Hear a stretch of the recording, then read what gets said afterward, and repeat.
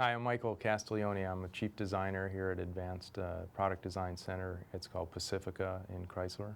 I'm Alan Barrington, designer at the Pacifica Studio and designer of the Challenger interior.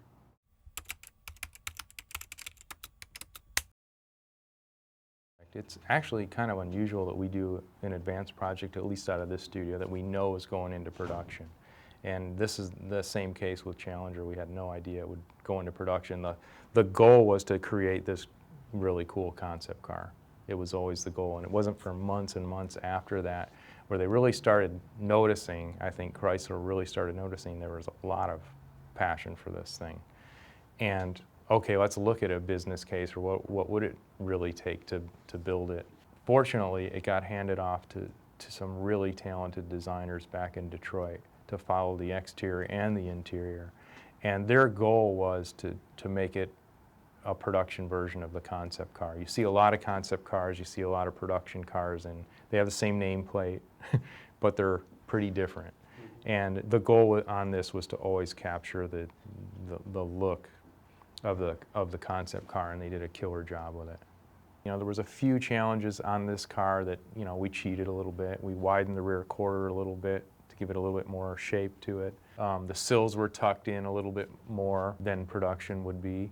And the bumpers were, you know, the offsets in the bumpers were cheated a little bit. So with that in mind, creating the surface, we wanted to make sure, okay, if I could imagine this bumper coming out a little bit, or the sills coming out, or a few little tweaks here and there to make it production, is the design still going to stand on its feet? Is it going to fall apart? So we made sure of that.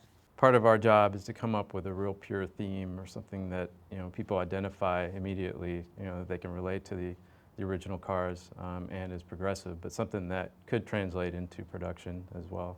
On the interior, I think the theme translated really well. Obviously, in the concept, I took some liberties and had to make some compromises that you wouldn't be able to do in production, like the angle of the IP and the center stack. Pretty much took all that out. But for production, you know, we have certain radios and things that we use, HVAC systems that, you know, are going to be incorporated in the design. But as far as the, you know, the gauges and the doors and the important parts that I really wanted to get communicated, I think they did an excellent job. It's really going to show. Sometimes you see the trade-offs, and I think most of the trade-offs they've done to try and get it into production have been really good decisions.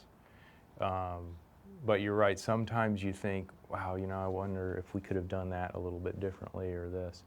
But I think overall, all the decisions were made on it were really good, and I think the couple things that may lack a tiny bit of purity, I think will be overlooked.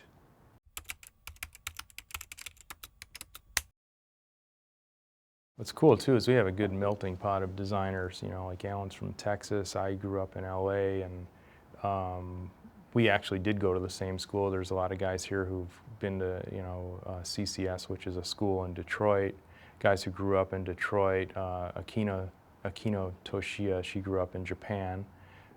She's an awesome designer that works here as well. We've had a few from Royal College, which is in London. And what we've found is usually when that melting pot is from all the corners of the world is kind of when we're doing our best stuff. You know, even on this project, there were 3 different themes going, and Akino's was one of them.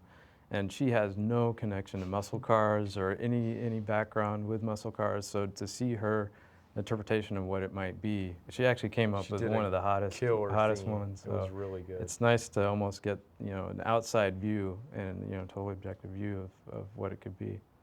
We have reviews every Friday. Everyone's allowed to throw their input in. It's not like it's, okay, only the senior guys can come to this review and give their input. We try to get everyone's input, even, you know, clay modelers, you know, the operations guy comes in and gives his input a lot. And it's all beneficial to developing the car. Anyone who's driven probably any of our SRT8 products, the 300 or the Magnum or the Charger, is probably really surprised at how nimble that car is for how large it is. It really drives very tight, like it's a lot smaller car. I think the SRT group is doing a killer job. So yeah, it's inspiring to work for a company where that type of performance is important to them again. So knowing that, you know, that all that SRT knowledge is going to be applied to Challenger is great. There's a couple websites that are specifically for the new Challenger, and that just blew me away when I saw that. And then not only are they there, but they get a lot of participation in them. And I think it's just awesome to be part of this. I think every week we come in with a new toy that they've come out with it or something, so our desk is all full of, you know, the new toys that come out. Hot Wheels and radio controlled cars.